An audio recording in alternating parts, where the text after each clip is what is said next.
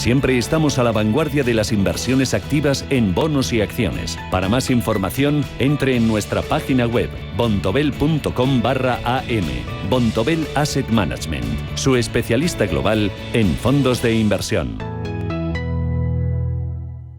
Si una persona sale de un punto A por un camino difícil y otra sale de un punto B por un camino más cómodo, ¿se encontrarán? Acompañamos a personas en situación vulnerable desde la infancia hasta el final de su vida. Porque nosotros no creemos en las coincidencias, creemos en las oportunidades. Fundación La Caixa. Solo es progreso si progresamos todos. H2 Intereconomía, en directo, en la primera semana del hidrógeno de Aragón, con la colaboración de la Fundación Hidrógeno Aragón. Presenta Rubén Gil.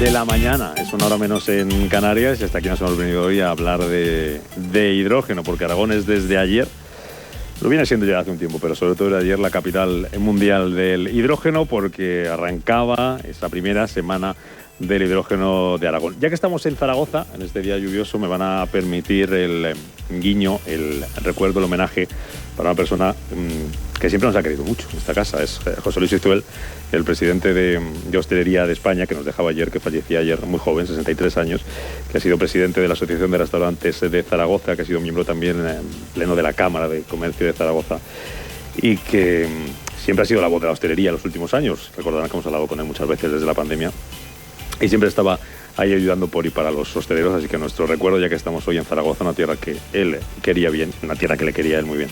Así que nuestro homenaje hoy desde aquí, ya que hemos tenido la casualidad de venir aquí a su tierra aunque le da de Huesca, a hacer este programa, Aragón. Y de Aragón vamos a hablar y de hidrógeno, porque como decimos, está en marcha esta primera semana del hidrógeno de Aragón, que han puesto en marcha la Fundación Hidrógeno Aragón y el gobierno aragonés. Un evento que durante estos 5 días, desde ayer lunes hasta el próximo viernes, está reuniendo a líderes, a profesionales del sector, están explicando, están explorando, abordando el presente y el futuro del hidrógeno. Y es lo que vamos a hacer en los próximos minutos, próxima hora de radio, con José María Santabárbara, que es el director gerente de esta semana del hidrógeno de Aragón. Don José María, bienvenido, ¿cómo está? Buenos días. Bienvenido. Me alegra mucho volver a verte. Hace dos meses, 3 meses estábamos en la fundación. Sí, subimos por allí antes de Navidad. Antes de Navidad. Sí. Yo creo que fue antes y siempre hizo mejor día, pues estamos en diciembre. Yo creo que sí. Hizo mejor día. Ahí estuvimos conociendo por dentro la fundación, viendo, entendiendo lo que hacéis, viendo ese coche de hidrógeno. Estuvimos luego viendo después del programa, eso no se lo contamos a los oyentes, pero se lo podemos contar hoy, ese coche de hidrógeno, explicándonos muy amablemente la gente, todo el equipo de la fundación, cómo funcionaba. ¿Qué es esto de la semana del hidrógeno de Aragón? Pues mira, ya sabes que el hidrógeno y Aragón están muy imbricados desde hace decenas de años. Hemos tomado una referencia que es RENMA, es un congreso que este año se celebra su 5ª edición y pensamos que quedaría muy bien, aprovechando la presencia del congreso, traer o poner en valor el ecosistema que tenemos en Aragón. Entonces, el congreso son un par de días, son miércoles, jueves, y lo que planteamos es, vamos a poner un poco en valor Aragón, ¿no? El lunes, ayer, estuvimos con los responsables de los principales proyectos de generación que se están desarrollando en Aragón y con la academia, con los centros de investigación locales. Hoy tenemos el Día de los Valles, hemos traído a personas muy importantes aquí dentro del ecosistema español y también europeo. Sí, me contaban que pocos valles quedan sin representación dentro de los 27. Me contaban que había gente de casi cualquier parte de Europa que te puedas imaginar, de Escocia estaban por aquí. Es realmente sorprendente, la verdad, el poder de convocatoria y de cariño, ¿no?, que hay. Y el viernes lo dedicamos al patronato. La fundación está compuesta por 92 patronos y hay que poner en valor también sus trabajos, lo que están haciendo para levantar el ecosistema del hidrógeno.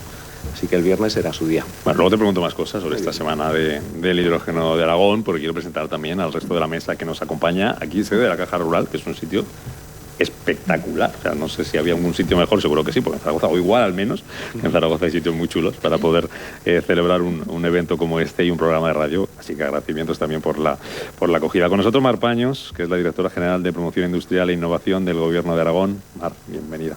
Muchas gracias. Casi antes de ayer, como le decíamos sí. a José María, nos vimos. Aragón, que se ha convertido desde un tiempo a esta parte en un lugar importante, epicentro del hidrógeno. Imagino que el Gobierno de Aragón tiene mucho que ver en eso, ¿no?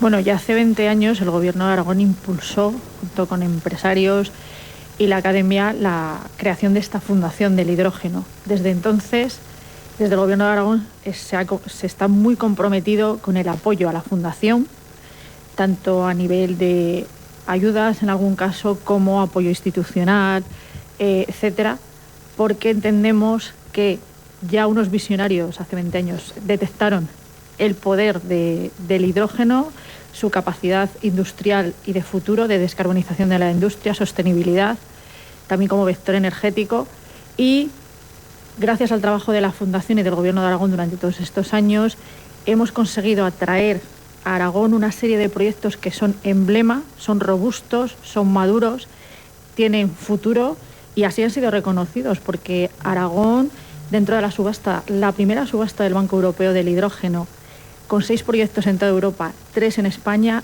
2 en Aragón, la provincia que más proyectos ha recibido del Banco Europeo del Hidrógeno, pero también la convocatoria de valles del hidrógeno. Aragón es la provincia con diferencia de España que mayor subvención, ayuda recibe, porque tiene muchísimos proyectos y lo que decimos son robustos, tienen ya incluso la demanda, los posibles clientes también buscados, no solo la producción, con lo cual eso se produce porque en Aragón hay un ecosistema, como ha dicho el director de la Fundación, muy robusto, donde saben que además de unas excelentes condiciones geográficas, de posición geográfica, capacidad de energía renovable, etcétera, saben que cuentan con el conocimiento y un ecosistema preparado para entender toda la cadena de valor del hidrógeno.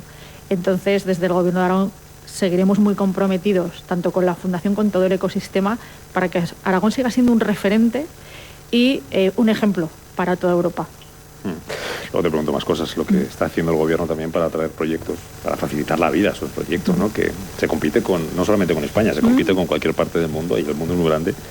Y hay que elegir Aragón, y ahora nos cuentan desde el Gobierno por qué se elige Aragón. Con nosotros también esta mañana don Emilio Nieto, que es el director del Centro Nacional del Hidrógeno. Don Emilio, bienvenido. Un placer, porque hemos hablado muchas veces en este programa, siempre a través de videollamada o de teléfono, pero es un placer tenerle por aquí. ¿Cómo valora ustedes desde el Centro Nacional del Hidrógeno? Nos cuenta qué es lo que hacen, cómo están trabajando por y para el hidrógeno, cómo ve, pero ¿cómo valoran lo que se está haciendo en Aragón por el hidrógeno? El trabajo que se está haciendo desde la Fundación, el hidrógeno que está haciendo el Gobierno, el trabajo que está haciendo las empresas, ¿cómo lo valoran ustedes? Absolutamente imprescindible, ¿vale? Yo creo que al final, no sé si en las conversaciones que hemos tenido en las otras ocasiones, me lo habréis oído muchas veces, se colabora poco. Somos una sociedad española y, digamos, un poco del sur de Europa, los famosos ibéricos, ¿no? Que nos cuesta mucho el trabajar en equipo, nos cuesta mucho avanzar. Y realmente yo creo que Aragón es un ejemplo. O sea, realmente hace 20 años, nosotros llevamos 18, ellos han sido los primeros, y desde el principio siempre ha habido una colaboración, ya no solo entre administraciones, sino entre, digamos, un poco la parte más técnica, ¿no? La parte de programación y de desarrollo un poco de las distintas partes de lo que puede ser la cadena de valor del hidrógeno. Es un ejemplo, realmente, al final lo decía Mar, es el ejemplo que tenemos que dar y demostrar al resto de países que se puede hacer, se puede colaborar, y que lo que necesitas es compromiso. La parte de la Fundación, excelencia en las personas, tener muy clara cuál es su visión, y la parte de la Administración, el apoyar. Hace 20 años, claro, decía Mar, no era nada fácil. El hidrógeno no se conocía, nos veían como bichos raros, pero vosotros ¿qué hacéis? Bueno, pues ahora hay que reconocer a las administraciones, y en la parte nuestra en Castilla-La Mancha también, pues el que hayan seguido apostando por nosotros, ¿no? El que te hayan dejado ese espacio para ir creciendo y poder aportar un poco el valor que se espera de nosotros, y que clarísimamente, bueno, la semana esta en la que estamos es una prueba, ¿no? Que clarísimamente ha dado sus frutos. Pero Emilio, esa falta de colaboración que a veces hemos tenido en España, hablando del hidrógeno, ¿se puede solventar un poco con la creación de esa asociación de valles del hidrógeno, de la que hemos hablado mucho las últimas semanas? La idea es esa. Bueno, de hecho, la presentación que voy a dar luego en los 10-15 minutos que tengo es un poco ese, ¿no? Realmente cada uno podemos luchar por la idiosincrasia que haya en cada una de las comunidades autónomas, pero hay partes comunes. El hecho de luchar con la administración central, el hecho de ser capaces de darle el mensaje de qué es lo que se necesita. Hay un apoyo, es indudable, pero hay que ajustarlo, ¿no? Y realmente el apoyo está funcionando mejor o peor.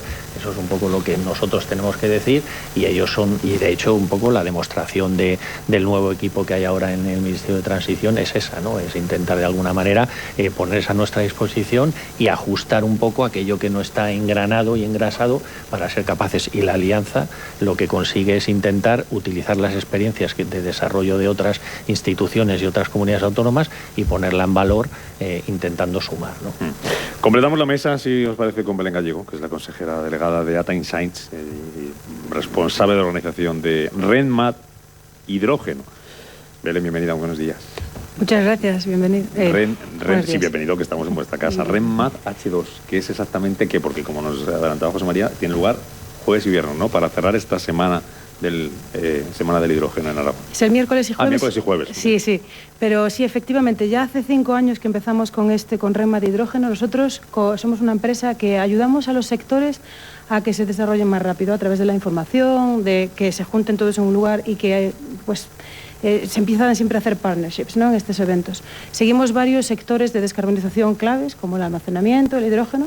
Y en específico, llevamos 4 años haciéndolo, porque el primero fue online, ya nos hemos olvidado del COVID, sí, pero claro, sucedió.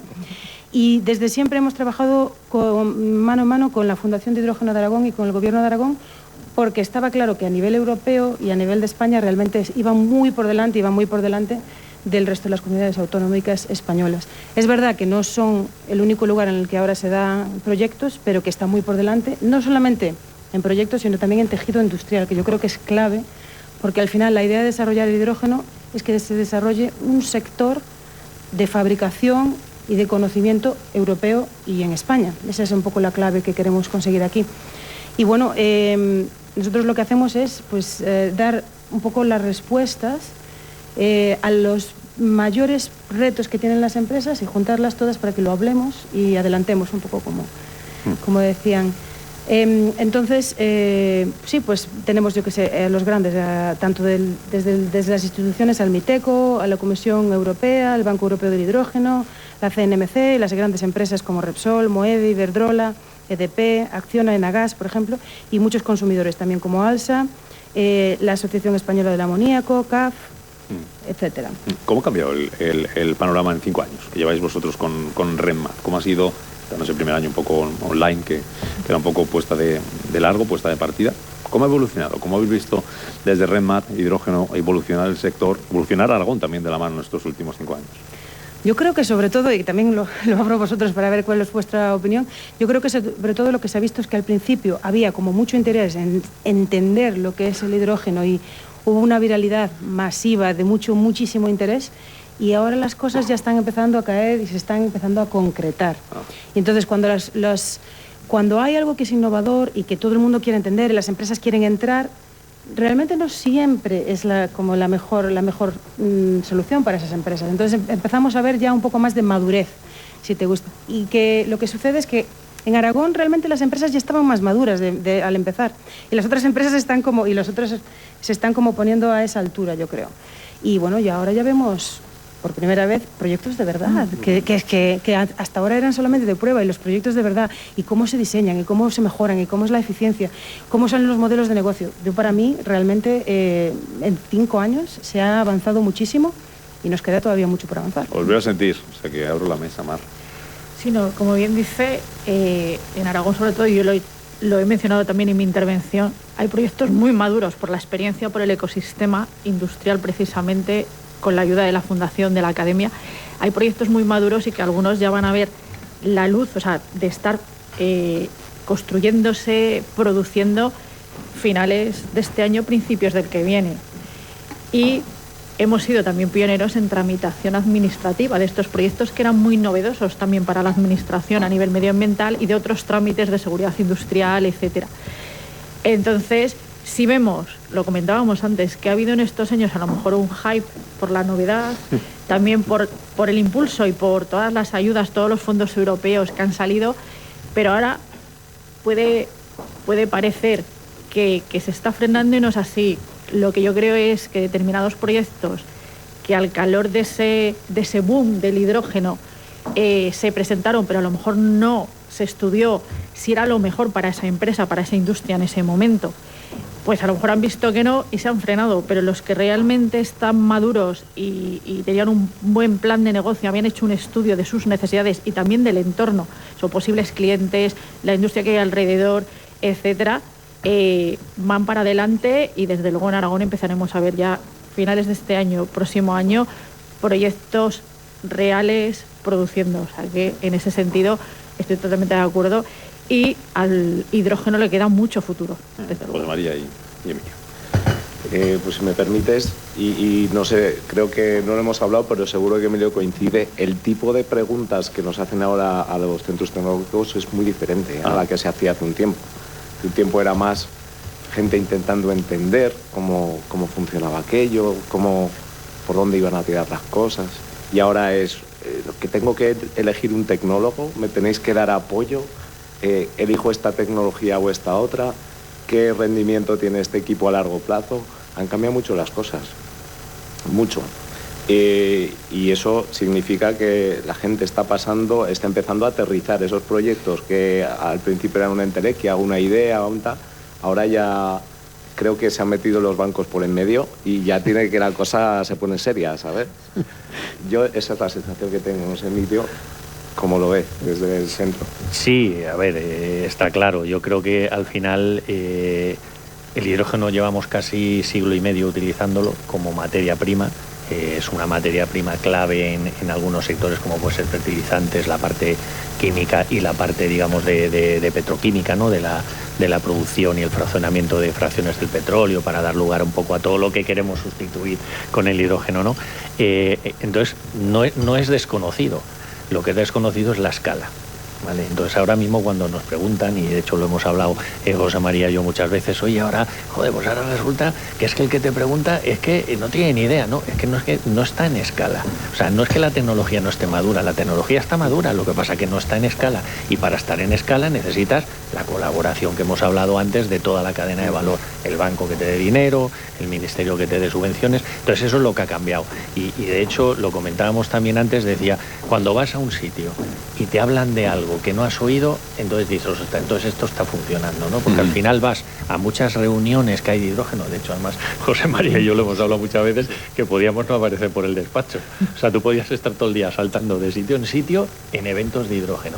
Bueno, cuando vas a uno y ya te cuentan experiencias positivas, cómo has financiado, de dónde has sacado fondos, qué tipo de tecnología has utilizado, por qué no has utilizado esta y no la otra, entonces ya la cosa ya empieza a aterrizar y ya empieza a ser una realidad, que es el cambio que yo creo que ha habido. Si me permitís, le voy a hacer un par de preguntas más a Mar Paños, que se tiene que ir a seguir apoyando a la empresa, a seguir al sector de la automoción, me decías, sí, ¿no? Nada más y nada menos, muy importante aquí para Zaragoza y para Aragón. Te lanzaba yo antes la pregunta, ¿cómo ayuda al gobierno de Aragón a que esos proyectos, luego hablamos con Emilio, con José María, con Belén, de plazos, ¿no? Porque ojalá fueran los plazos más rápidos, lo que nos gustaría, no siempre depende de una administración regional, como es el caso del gobierno de Aragón, depende de muchas cosas.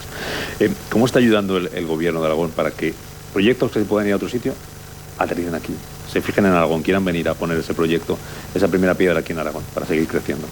Bueno, yo creo que hay varios factores, algunos que son de territorio, como el hecho del acceso a una gran capacidad de generación de energía renovable, que también no es solo por tener viento y sol, sino porque alguien hizo la apuesta en su momento, que también el gobierno de Aragón apostó por ello, nuestra capacidad logística, nuestra ubicación geográfica, todo eso influye y lo da el territorio, pero desde luego en Aragón hay una serie de características institucionales que favorecen todavía más porque sol puede haber en otras regiones, viento también, capacidad logística también, y esos rasgos que son peculiares, que son distintivos de Aragón a nivel institucional, son varios. Entre ellos, pues hay lo que podríamos decir una paz social, hay un buen diálogo social entre la administración y los agentes sociales, sindicatos y organizaciones empresariales. Hay un ecosistema que colabora mucho. Aragón es la segunda comunidad de España con más clústeres, entre ellos el de automoción, el de energía, el del agua, etcétera, funcionando, que colaboran entre ellos y con otras regiones. Hay buena colaboración entre empresas y la academia. Y luego, a nivel ya de la administración, cuando nuestro presidente habla de la alfombra roja a las empresas, es que tenemos varios instrumentos y algunos que se pondrán en marcha en próximos meses que ayudan a que las empresas puedan hacer todos estos trámites más rápido, en menor tiempo, porque ya no es solo las líneas de ayudas que puedas tener. Para las empresas es importante los plazos, el cumplir con los hitos y poder estar funcionando y produciendo en el momento que ellos tenían previsto. Tenemos instrumentos como puede ser la declaración de inversiones de interés autonómico o los proyectos de interés general para Aragón, que permiten reducir los plazos del gobierno regional a la mitad en emisión de informes, tanto del INAGA como puede ser un informe de energía, de industria, de cualquier ámbito del gobierno de Aragón. Los plazos de tramitación se reducen a la mitad e incluso en algunos casos, como en los PIGAS, esa declaración tiene efectos sobre aspectos urbanísticos que agiliza la tramitación urbanística, que también muchas veces es un tema muy farragoso que lleva meses, pues se actualiza y se reduce. Ahora se está debatiendo para aprobarse una ley de simplificación que proviene primero de un trabajo interno que hemos hecho todas las consejerías de revisar todos los procedimientos vigentes para ver aquellos que se podían eliminar, simplificar y mejorar para hacerlo más fácil a los ciudadanos y a las empresas. Se está integrando inteligencia artificial en todos los departamentos del Gobierno de Aragón para todo aquello que se pueda automatizar, que sea automático, y además con eso liberas también a los técnicos para que puedan estar revisando y aportando valor al revisar proyectos complicados, no a lo mejor al tener que revisar una solicitud de registro, que eso una máquina puede hacerlo. Y en esta se está debatiendo una ley de simplificación de medidas que busca, por ejemplo, entre otros aspectos, pues facilitar que empresas que quieren venir a Aragón a trabajar puedan hacerlo. ¿Cómo? Una de las medidas que se está viendo es que si tú eres una empresa de Valencia y ahí has tenido que conseguir un certificado sanitario por algún tema que te requiere tu actividad, cuando vengas a Aragón no tengas que volver a sacar ese certificado, porque entendemos que si otra administración ha hecho esa comprobación, la ha hecho bien. Pues medidas como esta... Es una cosa tan lógica. Es tan extraño y tan coherente, ¿verdad? Es que no cuesta nada y hace una diferencia gigante. Si bajaba Marciano diría, pues es que es lo lógico, ¿no?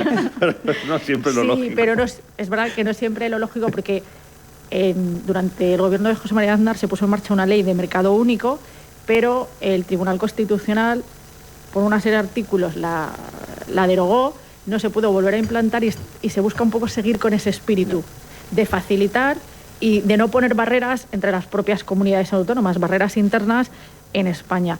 Pues medidas de este tipo, o una oficina que centralice cuando una empresa, ya sea que quiere invertir o que quiere crecer ya dentro de Aragón, necesita saber, oye, yo quiero hacer este proyecto, ¿con quién tengo que hablar? Porque a lo mejor no sabes qué dos departamentos o qué departamento exactamente lleva esa competencia. Te va a ayudar a eso, pero no solo te va a decir tienes que llamar a esta ventanilla, sino que te va a gestionar la reunión con la persona que tiene que hablar contigo para explicarte todo. Si además hay ayudas, te va a decir, oye, pues hay esta línea de ayudas que puedes ir mirando, etcétera. Es algo que ahora ya hacemos, digamos, cada departamento a nuestra manera, pero se quiere centralizar todo en una oficina que coordine todo ese esfuerzo. Son medidas lógicas pero que creo que muy potentes y que a lo mejor no implican grandes desembolsos de dinero, porque facilitan mucho la vida a las empresas que quieren venir, y eso ayuda también a que pues las inversiones quieran estar en Aragón. Te hago la última, Mar. Desde el punto de vista económico, desde el punto de vista de empleo, ¿Qué está suponiendo ya el hidrógeno para Aragón, pero sobre todo mirando a futuro? ¿Cuál es el potencial? ¿Qué puede suponer para la economía aragonesa el hidrógeno? Pues ya en estos 20 años, en el análisis que ha hecho la Fundación, el trabajo de las empresas que se han dedicado o de los investigadores que se han dedicado a proyectos de hidrógeno ya ha tenido un impacto muy elevado en el empleo, pero es que en los próximos años, con los proyectos que están en marcha, podemos hablar de miles de empleos en la construcción y otros miles de empleos durante toda la fase de operación de esas plantas, con lo cual tiene un peso importante, por eso se está también apostando de manera firme por estos proyectos y porque además ya no es solo, como decíamos antes, producción, sino que gracias al trabajo de la Fundación y de las industrias, muchas o varias industrias ya de Aragón han empezado a trabajar en la cadena de valor del hidrógeno. Calvera construyendo electrolineras, ARPA, etcétera. Es decir, generando industria propia o nueva o la que ya existía, diversificando, ganando nuevas cuotas de mercado, pudiendo crecer, y todo eso tiene un impacto tanto en seguir siendo líderes a nivel industrial como en empleo y garantía de futuro, porque estos proyectos son proyectos a muy largo plazo, no se acaban ni en un año ni en dos. Entonces, desde luego va a tener un impacto muy importante. Pues a seguir trabajando por y para el hidrógeno, para otros sectores, como es el caso ahora de la directora general de Promoción Industrial e Innovación del Gobierno de Aragón, Mar Paños, que ha tenido a bien estar con nosotros esta mañana aquí en directo desde la Caja Rural, desde Zaragoza, en esta primera semana del hidrógeno en Aragón. Mar, gracias y enhorabuena por lo que hacéis, por ese ejemplo que ya contábamos cuando estábamos en la Fundación hace unos meses, ese ejemplo de colaboración público-privada, en este caso en el ámbito del hidrógeno, pero que se ha útil y se ha valido para otros muchos sectores empresariales. Muchas gracias. Gracias, Mar, por contar con nosotros y encantada de recibiros aquí. Gracias por acogernos. Todas las veces que vengáis. Hasta cuando quieras. Me quedo con el resto de la mesa, con Emilio Nieto, director del Centro Nacional del Hidrógeno, con Belén Gallego, la responsable de organización de RENMAT Hidrógeno y CEO de Data Insights, y con José María Santa Bárbara, el director gerente de esta semana del hidrógeno de Aragón. Ahora os pregunto cómo está el hidrógeno a nivel europeo, a nivel español, pero quiero que, Belén, que decía antes, nosotros nos encargamos de ver un poco los retos, lo que nos plantean las empresas. ¿Qué os están pidiendo las empresas ahora? ¿Cuáles son esos principales retos, barreras que hay que superar para que este tren no se pare? El reto más grande es una de las cosas que estaba hablando Mar, siempre la tramitación o la permisología, que tiene que ver con un proyecto, porque estamos hablando de años, no de meses, en muchas ocasiones. Ventanillas que no sabes muchas veces ni a dónde tienes que ir, y muchas veces te encuentras con gente que no entiende las tecnologías. Entonces tienes que iniciar como una labor de educación, de no, esto no es así, esto es así. Entonces esta es la mayor queja siempre, que sigue habiendo cosas. Entonces, cosas como lo que acaba de decir Mar, la verdad es que son como la clave. Ahora, eso no solamente es a nivel local, también es a nivel nacional, es a nivel europeo. Hay muchas cosas que todavía hay que clarificar. Por ejemplo, la red 3, ¿no?, que todavía tiene que ser traspuesta a la ley española. Entonces, hay muchas cosas todavía que parece que están arregladas desde fuera, pero que en realidad, cuando te vas al blanco y negro, no está. Eso es lo principal. Otro de los temas, por supuesto, siempre es el dinero, la financiación. Eso siempre va a ser un tema, sobre todo porque estos proyectos son muy grandes, como ya había dicho Emilio, son de grandísima escala. Entonces, normalmente no es simplemente una institución la que te va a dar la financiación completa, sino que tienes que tener financiación continuada para los diferentes pasos. Estamos hablando de proyectos de múltiples años, 5 muchas veces, y de ahí para arriba.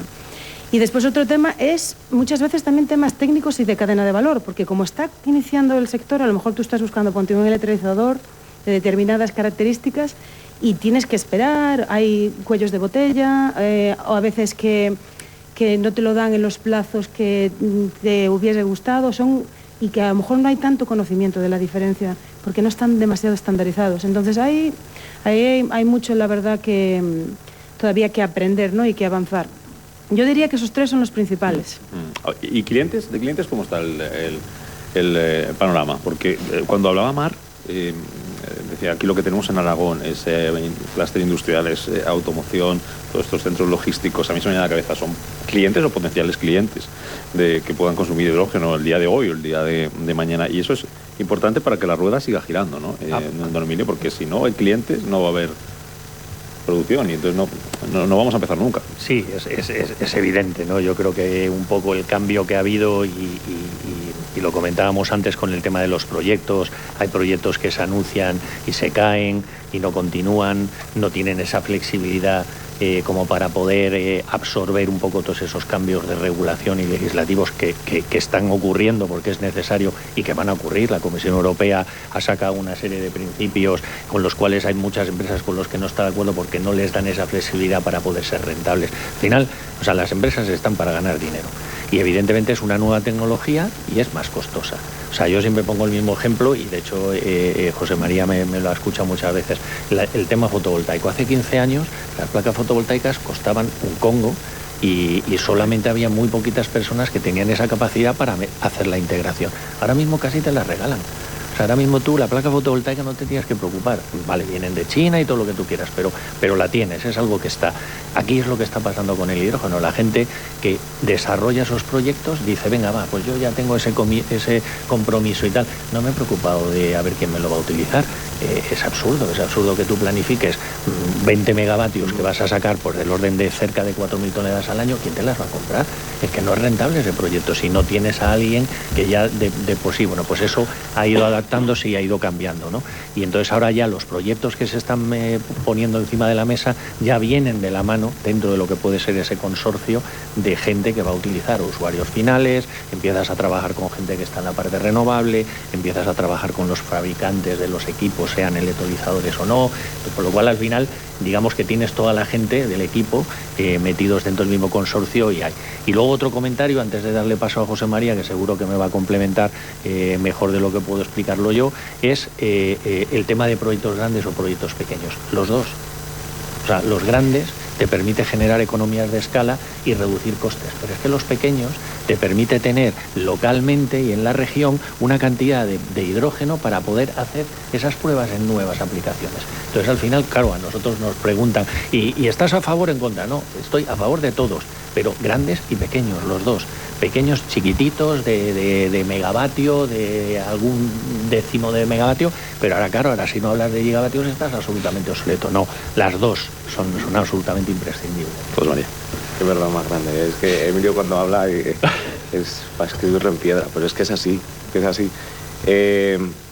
no puedo estar más de acuerdo y hay veces que te hacen posicionarte y es cuando tienes el corazón partido, ¿no? Porque dices, sí, necesitamos proyectos muy grandes para generar ese coste que va a empezar a impulsar la economía, pero realmente el hidrógeno verde donde tiene muchísimo sentido también es en el uso local. En pocas situaciones tú no puedes fabricar 1 litro de gasolina, pero 1 kilo de hidrógeno verde lo puedes hacer en tu nave con unas cuantas placas solares y un electrolizador.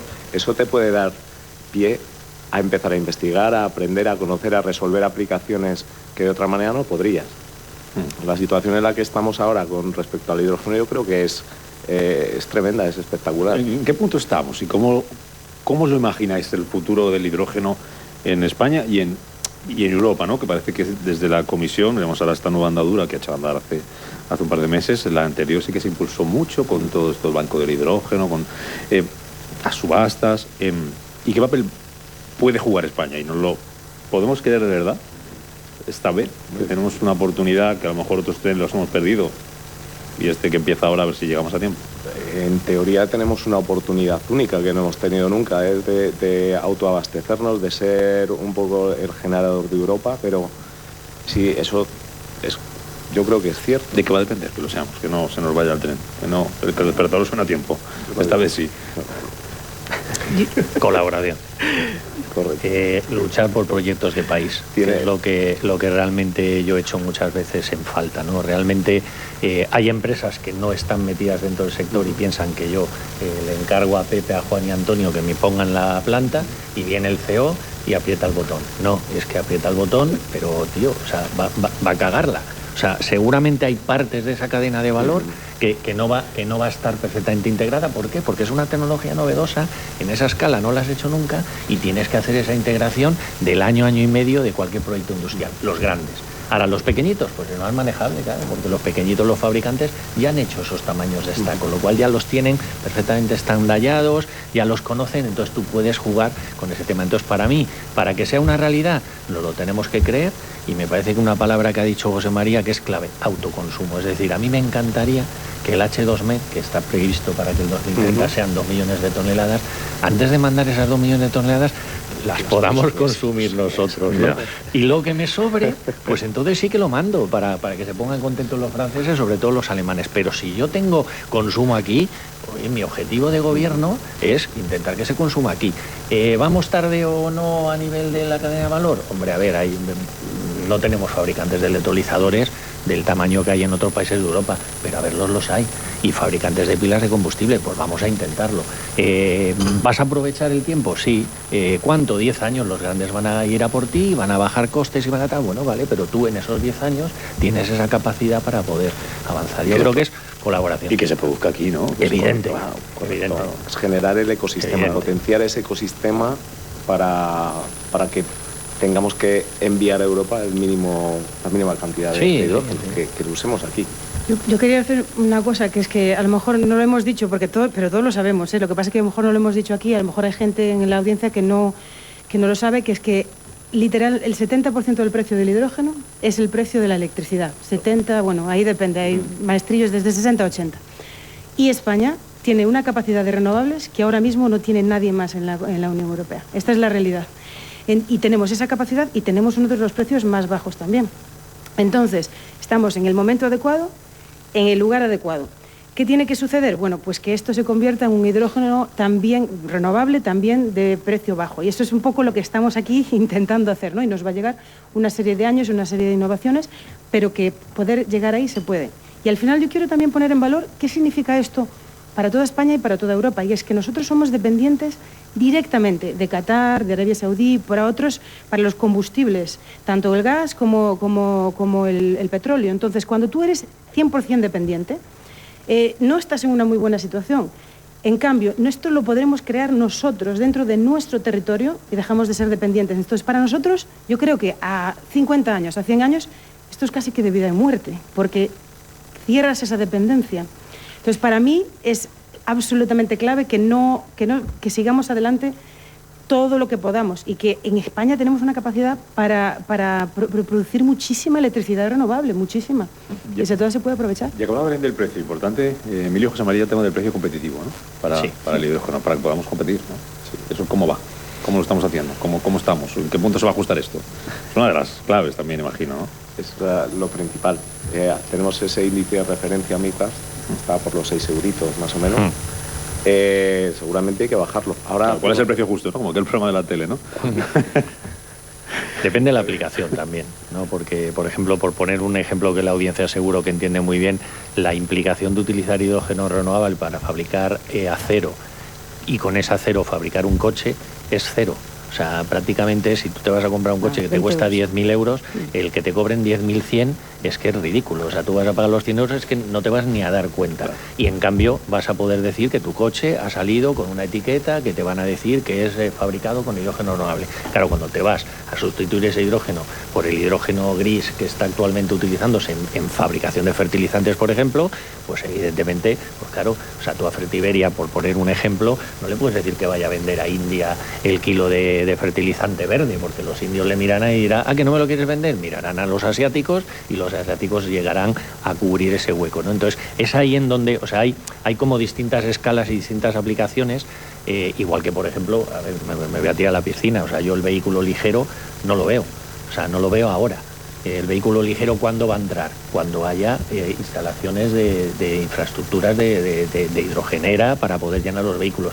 ¿Justifica que yo como empresario, por ejemplo, aquí en Zaragoza y Los Ríos, ponga una hidrogenera solo para vehículos ligeros? Pues no, tendrán que entrar vehículos tipo camiones, tipo vehículos que llenan pues de 35 kilos hacia arriba. Entonces, eso ya me lo justifica. Entonces, si ya la pongo para que mi plan de negocio se vehicule directamente con eso, entonces es cuando tú te puedes comprar un coche y un vehículo utilitario, ¿vale? Entonces, a ver, el hidrógeno, yo siempre, a mí los chicos a mí en el centro me echan la bronca, ¿no? Porque digo, no es la única solución, es que no es la única solución, es una de ellas. Y yo creo que la neutralidad y el ser sensato, eso es lo que tiene que primar. Entonces el hidrógeno, hay aplicaciones en donde es la única solución que hay ahora mismo y es lo que te va a permitir desarrollar, y en otro, como por ejemplo el vehículo ligero, pues yo creo que es un vehículo eléctrico de batería que te puede dar una plenitud de funcionamiento sin ninguna necesidad, ¿no? La hibridación, pues es lo que yo considero que es el futuro. El futuro es híbrido, el presente es híbrido. Total. Y cada vez va a ser más. Hace poco, no sé, seguro que estábamos juntos en uno de esos, decía... Seguro. El hidrógeno es la solución donde no llega la electricidad, ¿no? Y tiene todo el sentido. Y no hay que ser ni pro hidrógeno 100% ni pro eléctrico 100%. El sistema, la economía, el mundo es híbrido. ¿Tú no te imaginas, José María, qué usos, qué aplicaciones o qué sectores son los que se pueden beneficiar más de momento, a priori, si pongamos el corto o medio plazo del hidrógeno? Hemos hablado muchas veces del tema de la movilidad, de la movilidad. Hemos hablado, por ejemplo, de calderas. ¿Dónde podemos verlo? A pequeña escala, en plan doméstico, y a gran escala sectores como la cerámica, por ejemplo, en la Comunidad Valenciana. No sé. Yo creo que entrarán antes las grandes industrias, y a nivel de movilidad entrará antes la movilidad pesada, porque es donde tiene más sentido. Donde no podemos poner baterías que pesen la mitad de la carga útil de un camión, sí que podemos poner una pila de combustible o incluso un motor de combustión de hidrógeno. Esa es otra guerra, ¿no? Y a nivel industrial, pues igual. La sustitución en grandes consumidores de gas natural de manera parcial o total por hidrógeno, ostras, ahí va a empezar a comer terreno y va a tener sentido. El que tiene que pagar muchísimo crédito de CO2, que hay empresas que lo tienen que pagar, pues empezar a introducir hidrógeno, esa factura se va reduciendo y empiezan ellos mismos a verle sentido. Al final, lo que decía Emilio antes, una empresa está para ganar dinero, y si lo que tenemos que intentar es que entrar con hidrógeno a un proceso implique esa reducción de costes para una empresa. Ahí es donde se va a potenciar. Y para mí es el punto donde tendríamos que empujar a nivel industrial. Ahora te pregunto, Emilio, por los usos, pero por darle la palabra a Belén, que se acaba ya también el tema del precio. Te preguntaba a vosotros, pero ya no me decía nada. El tema de usos, tema de precio, ¿cómo lo veis vosotros?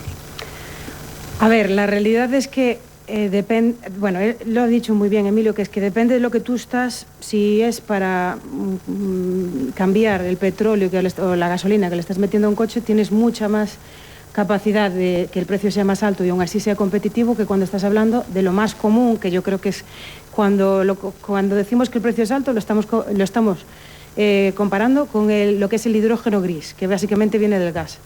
¿Qué pasa? Yo vuelvo a repetir mi punto de antes. Nosotros no tenemos gas, lo tenemos que traer de fuera.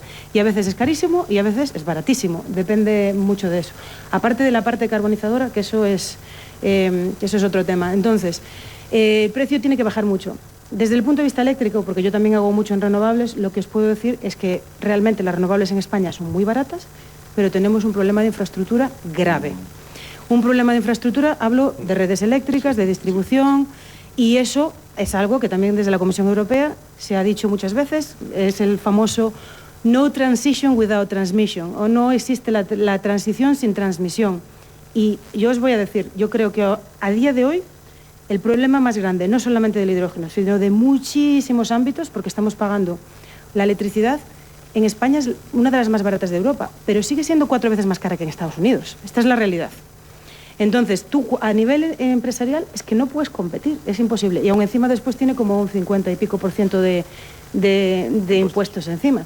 Pero la realidad es que tenemos que construir muchísima más transmisión, muchísima más distribución, y esa es la clave. Sin esas inversiones, que son muy altas, es muy difícil. Por ejemplo, otro tema, que ya sé que estamos aquí hablando de hidrógeno, pero data centers, por ejemplo, que es también un futurible para el hidrógeno y un futurible muy bueno.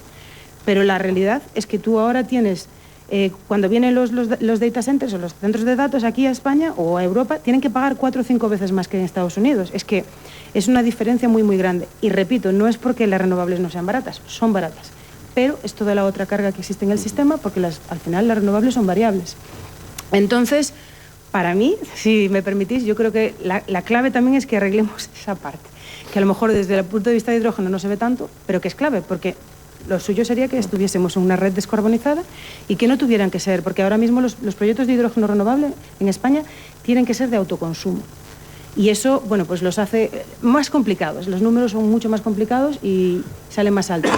Tú eliminas eso, los dejas conectarse realmente a la red eléctrica, pero para eso tiene que estar descarbonizada, tiene que haber más renovables y ya inmediatamente los números salen mucho mejor. Y hay mucho que jugar ahí, que es que las renovables son baratas, pero el mercado mayorista es parte del problema. Pero la infraestructura que tenemos es parte del problema. Y bueno, muchas otras cosas que realmente si queremos ser competitivos tenemos que arreglar. Poco a poco, ¿no, don Emilio? Sí, no, ahí vamos, ha dado en la clave. Red Eléctrica yo creo que tiene un trabajo ingente, ¿no? De hecho, de muchos de los proyectos no tienen punto de conexión. O sea, realmente, lo difícil es que consigas convencer al usuario final y hay algunos proyectos que tienen 2 y 3, con lo cual dices, joder, es que lo que hemos hablado, ya puedes presentarte a un valle y tienes ya prácticamente ganado, porque al final, solo con el hecho de tener 2 o 3 aplicaciones distintas y fallas en que no tienes conexión, en que no tienes potencia suficiente, en que el PPA que tú puedes coger, en donde cumple un poco los criterios de la comisión de más del 90% de RFNBO, no lo puedes conectar porque no tienes potencia. Entonces, están todos como locos en las distintas comunidades autónomas intentando buscar en dónde pincho, ¿no? O sea, esa está clave, ¿no? Y aplicaciones, el data center es un ejemplo muy claro, es una aplicación que demanda una cantidad de consumo 24/7 de energía tremenda y el hidrógeno es clave. Porque al final las baterías, depende de cómo sea el data center, te van a dar una cantidad. Pero claro, la mitad del data center no va a ser solo baterías, tendrás que complementarlo con la intermitencia de la renovable y ahí es el que el vector hidrógeno como vector energético es el que te va a dar. Lo comentábamos, el acero, lo comentó antes José María, otras aplicaciones, el tema de las aplicaciones que en inglés le dicen el low carbon, que es cuando tú no dejas emitir ese CO2 sino que lo atrapas. Bueno, pues esas son soluciones de transición. En Estados Unidos, en Portugal y en otros países los están aplicando. Nosotros hemos querido ser al principio como muy papistas y decir, no, yo solo de renovable. Ya, pero es que eso en costes todavía no está, pues vamos a intentar generar ese ecosistema de necesidad de hidrógeno a través de, ¿no?, combustión. Los NOx no los vas a eliminar, pero siempre será mejor que elimines el CO2 y los azufres y luego te preocupes de intentar controlar esos NOx, ¿no? Generas ese ecosistema y luego ya, cuando ya el coste sea coherente, sustituyes directamente por ese hidrógeno renovable. El futuro es... O sea, yo cuando mis hijos me dicen, joder, papá, estás todo el día para arriba, para abajo, y digo, es que me lo paso bien, o sea, me entretengo, yo no me aburro. O sea, cada día... Oye, ahora sois muchos más, antes de menos. Sí, somos muchos más. Ahora conoces somos más gente, ¿no? Somos más. José María. Habréis abierto un melón muy interesante, que es la planificación energética. Si estuviese Mar, habría dicho que uno de los motivos clave también para que Aragón esté atrayendo tanta inversión en data centers y tal, es la planificación energética que se ha venido haciendo durante los últimos años. Ahora ya se está planificando a 10 años, porque claro, son infraestructuras que no son inmediatas. Y eso es uno de los puntos principales. De aquí los proyectos fuertes, varios de ellos vienen porque hay energía donde conectarse, hay una red. Y otro tema que no hemos abordado mucho, porque realmente, bueno, quizá no tenga importancia, pero va a ir tomando importancia, es la planificación hídrica para los sistemas, para estas plantas de hidrógeno verde, ¿no? No es crítico porque el consumo no es, pero es suficientemente importante para tenerlo en cuenta en la planificación. Oye, me quedan... Sí, perdóname. Quería decir una cosa nada más, que ahí con el tema de los recursos hídricos te entra la oposición local, la oposición social. Ya. Y este es un tema que parece pequeño y que aquí en España, históricamente, pues yo llevo 15 años trabajando en renovables, no se le da demasiada importancia y a día de hoy está parando proyectos reales, concretos, literal, que ya están preparados para quitar tierra y se han parado. Y esto tenemos que trabajar mucho. O sea, semanas como la del hidrógeno ayudan a estas cosas, pero que realmente esto, sobre todo desde el punto de vista de agua, nos viene detrás. Y los data centers y muchas otras cosas. Tenemos que mejorar eso mucho. Y a día de hoy, tú hablas con cualquier promotor de este tipo de proyectos y te sientas a explicar, ok, tienes que sentarte con la localidad en la que vas a desarrollar, tienes que hablar, tenéis que negociar, tenéis que ver que llevar a un acuerdo, y se hace muy poco, contados con los dedos. Y después es una sorpresa. Oh, no, pero es que claro, la regulación me debería proteger o la legislación me debería proteger. Y es como que no, es que ahora lo que tienes que hacer es negociar con los locales. Entonces, estamos viendo proyectos de eólica parados, de almacenamiento. Así que, bueno, igual nos tendremos que aprender esas lecciones. Me queda un minuto y como vamos a volver el año que viene, me gustaría que me contarais, así en modo de frase, qué deseo le pedís a este próximo año hasta que nos volvamos a reunir en marzo para el hidrógeno, o qué habría que cambiar, una frase o un titular. Emilio, empiezo contigo. A ver, yo lo he comentado antes, yo siempre digo lo mismo, porque es una frase, colaboración. Creo que si colaboramos más, vamos a ser capaces de conseguirlo. Belén. Yo no sabría decirte una frase. Yo ahí lo que quisiera ver es, la verdad, más proyectos y más concreción. Yo creo que este es poco a poco, ¿no? Es que estamos siguiendo avanzando. José María, te digo cerrar como anfitrión. Pues mira, yo te pediría, si hay que pedir algo, pediría una visión de todo este mundo del hidrógeno como país. Para unas fuerzas, al final es un poco lo que comenta Emilio. Colaboración y que entre todos estamos en una posición que nunca hemos tenido, así que deberíamos aprovechar. Ojalá se cumpla y que semanas como esta primera semana del hidrógeno de Aragón, que se está celebrando aquí en Zaragoza, sirva como ejemplo para que muchas más se vayan sucediendo y vayan escuchando los que tengan que escuchar. Ha sido un placer tener por aquí a Belén Gallego, la CEO de Data Insights, organizadora de Red Mate Hidrógeno. Que vaya muy bien ese evento que empieza mañana, miércoles y pasado. Gracias por acompañarnos. Gracias también, don Emilio Nieto, el director del Centro Nacional del Hidrógeno. Un placer verte. Hablaremos seguro mucho más por teléfono, que es un gustazo, como decía José María, que escribe en piedra cada palabra que dices. Gracias, don Emilio. Y gracias también a José María Santa Bárbara, el director gerente de la Semana del Hidrógeno de Aragón, con esa fundación, al frente de esa Fundación Hidrógeno Aragón. Aquí tengo el boli que me regalaste, ¿has visto? Funciona bien. Y funciona. Eso, lo que no lo usa mucho, que es muy bueno. Gracias por acogernos. De verdad, que sea un éxito como está siendo esta semana y que nos vemos cuando quieras. Muchas gracias. Un placer. Gracias. Que llegamos ya a las 12 de la mañana, en directo desde Zaragoza. Mañana más. Adiós.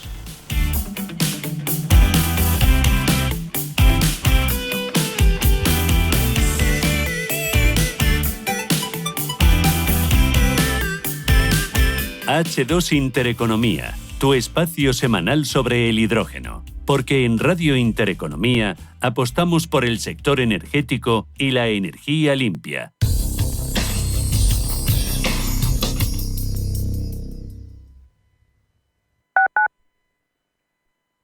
Qué suerte estar tranquilo, porque solo durante este mes puedes conducir la gama SUV híbrida y eléctrica de Hyundai desde 19.905 euros, con 4 años de mantenimiento gratis y compromiso de devolución. Financiando con Banco CTLM hasta el 31 de marzo. Más información en Hyundai.es. Estamos en constante cambio. El mundo cambia. Cambia nuestro entorno. Cambios que nos hacen reflexionar. Cambios que nos hacen apostar por fórmulas diferentes. En la radio apostamos por el sector inmobiliario. Súmate al cambio con IDE Inmobiliario. Cada miércoles y jueves a las 11 de la mañana con Elena Fraile en Radio Intereconomía. Nos sumamos al cambio. Si eres un family office, un inversor institucional y quieres invertir, Sirena Invest es tu aliado. Sirena Invest es una promotora inmobiliaria con más de 15 años de experiencia en el sector inmobiliario polaco que ofrece invertir en una de las economías más pujantes y rentables del mundo. Polonia. Recuerda, sirenainvest.com con Y o llámanos al 648 019495. En el mundo de las inversiones, creemos que la experiencia contribuye a disminuir la complejidad. Por eso, en Generali Investments le facilitamos el acceso a la experiencia de 12 gestoras de activos en mercados públicos y privados, todas respaldadas por el Grupo Generali. Somos Your Partner for Progress. Infórmate en generali-investments.com. Comunicación comercial solo para inversores en España. Consulte los documentos legales y reglamentarios antes de tomar cualquier decisión final de inversión. Antes de que amanezca te acompaña, escucha y ameniza las mañanas en Radio Intereconomía. Antes de que amanezca, con Guillermo Sancho Muela, de martes a viernes de 6 a 7 de la mañana en Radio Intereconomía.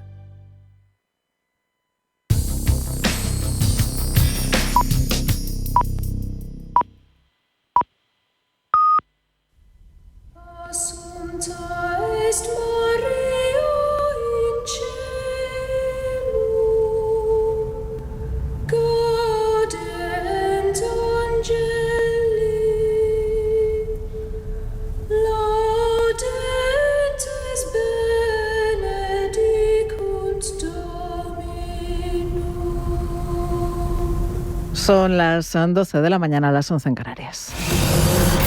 Radio Intereconomía. Boletín informativo. Buenos días. En Estrasburgo, el Parlamento Europeo debate el plan de rearme acordado en la cumbre extraordinaria de Bruselas de la pasada semana y el aviso de Ursula von der Leyen de que el gasto militar va a ser superior al previsto del 2% del PIB. La presidenta comunitaria ha asegurado que la ilusión de gastar menos en defensa ha terminado. El tiempo de las ilusiones ya pasó. Europa está llamada a hacerse cargo de su propia defensa, no en un futuro lejano, pero ya no con pasos graduales, sino con la